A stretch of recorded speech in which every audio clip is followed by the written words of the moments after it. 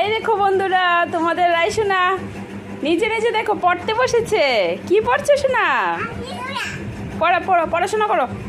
বলো তো হ্যাঁ, এটা তো এস কিউ আর এস খুলে নিয়েছো, এখন পড়ো।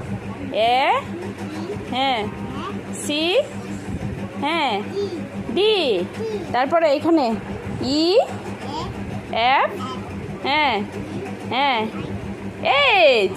আরে রাইসোনা পড়াশোনা করতে পারো।